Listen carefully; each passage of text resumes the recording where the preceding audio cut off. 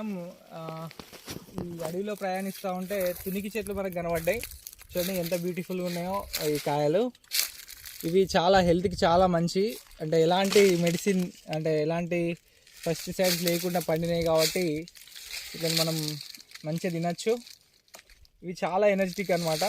మనకు చూడండి ఇలా ఇలా జ్యూసీగా ఉంటాయి. ఇట్లా అనేసి సూపర్గా ఉన్నాయి.